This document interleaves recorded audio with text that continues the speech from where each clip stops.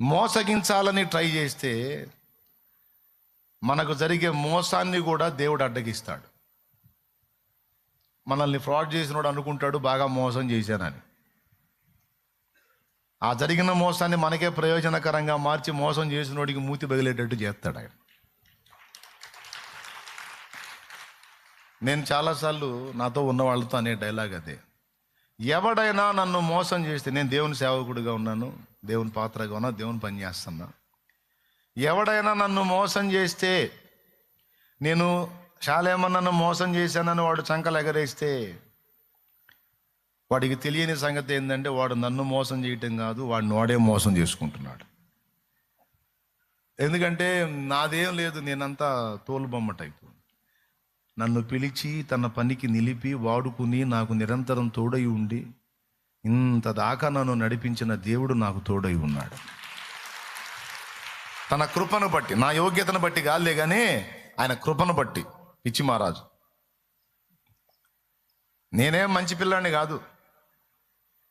పలు విధములుగా నిన్ను విసిగించిన నన్ను సహించితివే, పూర్ణ ఓరిమితో నన్ను భరించి భుజమున మోసితివే అనే పదం రాసుకున్నానంటే ఎన్నోసార్లు నా నుండి తిరుగుబాట్లు. అయినా నన్ను అసహించుకోవాలా, విసిగించుకోవాలా, విదిలించలా పిచ్చి మహారాజు నన్ను భుజాన మోస్తానే ఉన్నాడు. మయ్య ఎంత ప్రేమో. కొన్నిసార్లు గద్దించినా, కొన్నిసార్లు శిక్షించినా మళ్ళా దగ్గరకు తీసుకొని, ప్రభా అని ఏడిస్తే ఏడవకురా రా అని దగ్గరకు తీసుకొని ముద్దాడుకున్న నా బంగారు తండ్రి కృపతో నన్ను నడిపిస్తున్నాడు. అరే నన్ను ఎవడన్నా మోసం చేస్తే వాడిని వాడు మోసం చేసుకున్నట్టేరా. ఎందుకంటే వాడి మూతి పగలటం ఖాయం. నన్ను మోసపోనియడ్రా, నన్ను మోసం చేసినోడే మోసపోతాడు. అన్నవాడు నిన్ను మోసం చేసి ఇంత పొందాడన్నా అంటే వాడు ఏదో రూపంలో దానికి డబలు రుణం తీర్చుకొని పోతాడు, లేరా వదిలేయండి అంట. వాడు కాకపోతే వాని బిడ్డ అయినా సరే నా దగ్గరకు వచ్చి వాడు రుణం ఇటు తీర్చిపోతాడు, అది జరిగిద్ది అంతే అని చెబుతా. అస్సలు ఏమి అయ్యో నేను మోసపోయాను, మోసం జరిగింది ఏం ఫీల్ అయ్యేది ఏం లేదు. ఏమైనా అర్థమైందా మీకు? ఎంతమందికి అర్థమైందో? మనం మోసగింపబడకుండా దేవుడు అడ్డగించవాడై ఉన్నాడు. సింపుల్గా మీకు చెప్తా. యాకోబోళ్ళ మామను చూడండి మీరు. మందలకి కాపలా ఉన్నాడు యాకోబు. అల్లుడు ఒకళ్ళకి ఇద్దరు చేసుకున్నావు నా ఇంట్లో, ఇంకా కొడుకు అల్లుడు అనే తేడా లేదు, నా బిడ్డవే అనుకుంటా. అలాగే మావయ్య, మరే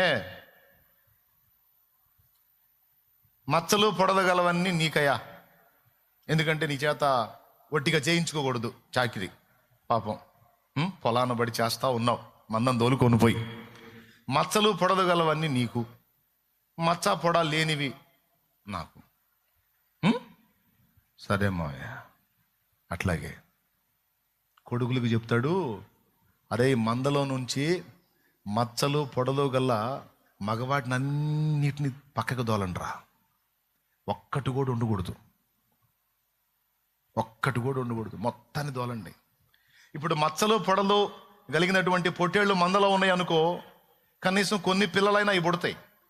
ఆ మచ్చలు పొడలు ఉన్నటువంటి పొట్టేళ్ళన్నిటిని బయటికి దోలాడు అనుకో మంద నుంచి, ఇంకా ఆ పిల్లలు ఎట్ట పుడతాయి? చూడు, అల్లుడికి దయ చూపినట్టే గ్యాంబ్లింగ్, అల్లుడికి ప్రేమ చూపినట్టే, అల్లుడికి జీతం ఇచ్చినట్టే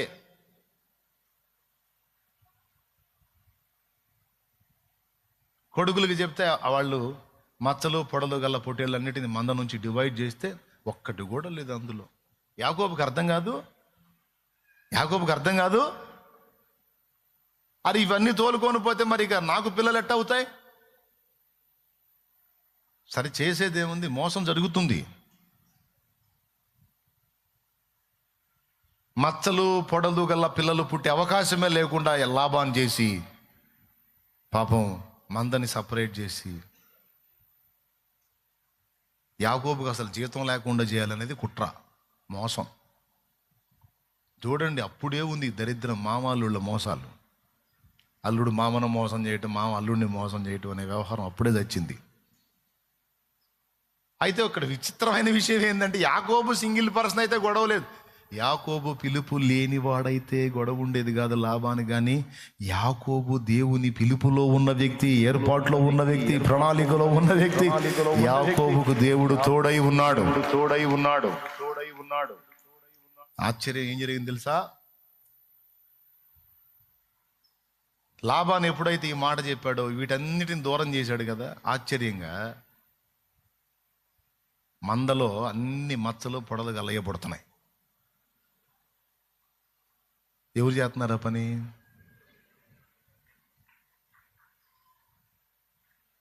మళ్ళీ లాబాను పిలిచాడు యాకోబుని. అల్లుడు డ్రామా ఏంది, తేడా వచ్చింది ఏంది? కొడుకుల్ని తిట్టాడు. దరిద్రులారా, మొత్తం సరిగ్గా గ్రేడ్ చేయాలి కదరా, కొన్నిటిని వదిలిపెట్టినట్టున్నారు, అన్నీ అయ్యే పిల్లలు పెడుతున్నాయి.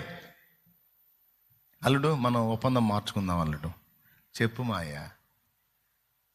ఏం లేదు, ఇక నుంచి మచ్చలు పొడలు గలవన్నీ నాకు, మచ్చలు పొడలు లేనివన్నీ నీకు, సరేనా? అదేంది మాయ అప్పుడు అట్టన్నావు ఇప్పుడు ఇట్టన్నావు అంటే, ఎందుకన్నాను అర్థం చేసుకో. నీ మంద పెరిగిపోయింది, నా మంద జరిగిపోయింది. ఇక నుంచి మనం ఒప్పందం అంటే ఆయన ఏమనుకున్నాడు లాబాను, ఈ పనికి మాలిన మందంతా అయ్యే పెడతాయి పిల్లలు, కాబట్టి మచ్చలు పొడలు గలవి నాకు అనుకుంటే, మచ్చలేనివి అతనికి అనుకుంటే, అతనికి తక్కువ ఉంటాయి నాకు ఎక్కువ ఉంటాయి, ఎందుకంటే అన్ని ఇయ్యే పెడుతున్నాయి కదా అనుకున్నాడు. మళ్ళీ మోసం. ఇతను ఎప్పుడైతే మచ్చలేనివన్నీ నీకు, మచ్చలు పొడలు గలవి నాకు అన్నాడో, మళ్ళీ మంద రూట్ మార్చింది. మళ్ళీ పైన అన్ని యాకోబు కోసం మచ్చలేని పిల్లలే పుడుతున్నాయి, మచ్చలు పొడలు లేని పిల్లలే పుడుతున్నాయి. మళ్ళీ నెత్తిన గుడ్డేసుకున్నాడు. దేని నాయన అసలు ఏం జరుగుతుంది? చూస్తేనేమో లాబాను మంద కొంచెం అయిపోయింది, యాకోబు మందం పెరిగిపోయింది. ఇక ముఖం మారిపోయింది. అంతకుముందు ఉన్నట్టు లేదంట అతని ముఖం, మునుపున్నట్టు లేదట లాబాను ముఖం. బిడ్డ గుర్తుపెట్టుకో, దేవుడు నీకు తోడై ఉంటే, దేవుని పిలుపులో నువ్వు ఉంటే, నువ్వు మోసపోవాలన్నా నిన్ను మోసపోకుండా ఆయన అడ్డగించువాడై ఉన్నాడు. చాలా మంది చాలాసార్లు చాలా రకాలుగా మనల్ని దెబ్బగొట్టాలి, మోసం చేయాలని ట్రై చేసినా వాళ్ళ మూతే పగలగొట్టి వాళ్ళని పంపించాడు దేవుడు. మోసములో నుండి ఎన్నోసార్లు నిన్ను కాపాడాడు. ఇది ఎంతమంది ఒప్పుకుంటారు? దేవునికి స్తోత్రం కలుగును గాక.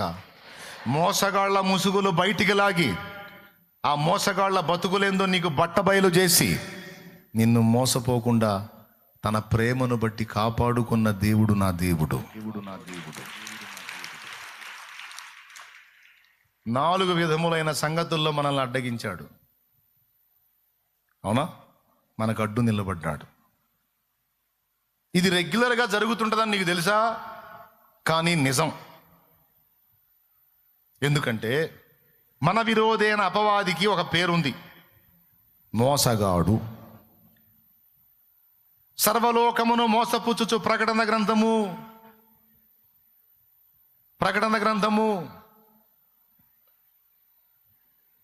12:9 చూడు ఒకసారి.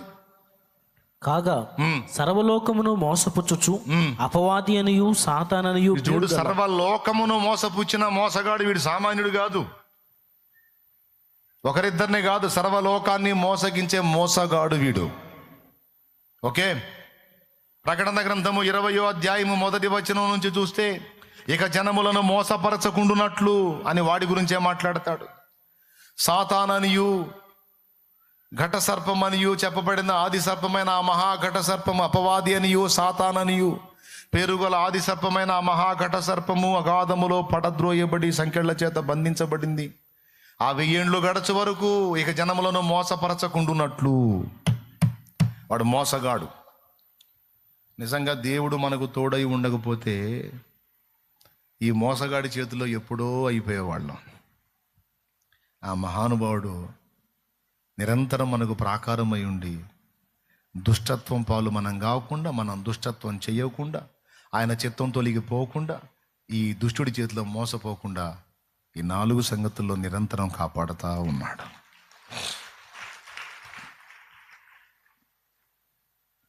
చివరికి ఈ లాబాను ఫేసు మారిపోయి యాకోబుని ఏదో దెబ్బతీయాలనే ఆలోచన కలిగి ఉన్నప్పుడు యాకోబు తన భార్యలతో మాట్లాడి, మనం బయలుదేరి వెళ్ళిపోదాం, మీ డాడీ నన్ను ఏదో చేసేటట్టున్నాడు, మీ డాడీలో అసూయ ప్రవేశించింది, వ్యసనం ప్రవేశించింది, నన్ను చూసి ఏడిచేస్తున్నాడు, ఎందుకంటే నా మంద పెరిగింది, మీ డాడీ మంద తరిగింది, ముక్కులతో ఏడుస్తున్నాడు, ఇక మనం బయలుదేరదాం లేకపోతే ఏదో ఒకటి చేస్తాడు అని భార్యలు చెప్పుకొని పిల్లల్ని తీసుకొని మందలను తీసుకొని బయలుదేరి జంపు యాకోబు వెళ్తే లాబాను చూసి, వీడు మోసం చేశాడు, మొత్తం తీసుకొని పోయాడు, నా మంద తీసుకొని పోయాడు అని మంది మార్బలాన్ని వేసుకొని యాకోబును తరుముతాడు, ఎందుకంటే దొరికితే చంపేయాలని. వ్యసనము, అసూయ రక్త సంబంధాన్ని కూడా శత్రుత్వంతో మార్చేస్తుంది. వ్యసనం, అసూయ అనేది రక్త సంబంధాలకు కూడా విలువ లేకుండా చేస్తుంది. ఈ అసూయ, ఈ కుళ్ళు, ఈ దరిద్రం, ఈ మత్సరం రక్త సంబంధాలకు కూడా పట్టించుకోదు. అప్పుడు ఉంది, ఇప్పుడు కూడా ఉంది. నువ్వు బాగుపడుతున్నావు అనుకో, అవతలోడు చితికిన స్థితిలో ఉన్నాడు, వాడు ఎంత దుఃఖపడతాడంటే నువ్వు నాశనం అయిపోతే రక్త సంబంధే కోరుకుంటాడు. ఇలాంటి దుర్మార్గపు మనస్సులు కూడా ఉన్నాయి. ఆనాడు లాబాను బుద్ధి కూడా అలానే పనిచేసింది. తరిమాడు యాకోబుని, ఇంకా కొంచెం ఒక్క రోజు జర్నీ చేశాడంటే యాకోబును పట్టుకుంటాడు, చంపేస్తాడు. ఈ రాత్రి దేవుడు దర్శించాడు. సొంత మామే, అటు మేనమామ, ఇటు పిల్లనిచ్చిన మామ, రెండు విధాల మామ, కూతుళ్ళ మొహం కూడా చూడలా, అల్లుడిని చంపేద్దామని శత్రువు అయిపోయాడు, సొంత వాడే శత్రువు అయిపోయాడు. అయితే జీవం గల దేవుడు లాబాను అడ్డగించాడు. యోసేపును చంపకుండా యోసేపు అన్నల్ని అడ్డగించాడు. మనల్ని కూడా దెబ్బ తీయకుండా మన శత్రువుతో మాట్లాడతాడు ఆయన. మన శత్రువులను దరి చేరనీయడు. లేకపోతే మనం ఎప్పుడో మన శత్రువుల చేతుల్లో చచ్చిన వారం సుమి. ఆయన అప్పగిస్తే తప్ప మనల్ని ముట్టగలవాడు లేడు. ఈరోజు శత్రు భయంతో భయపడుతున్నావా? నా దేవుని సెలవైతే తప్ప నిన్ను ముట్టగలిగే శత్రువు ఎవడు లేడో. నిన్ను ముట్టి ఎవడో బతకడు. ఎందుకంటే నిన్ను పిలిచినవాడు ఆయన నీకు తోడై ఉన్నాడు.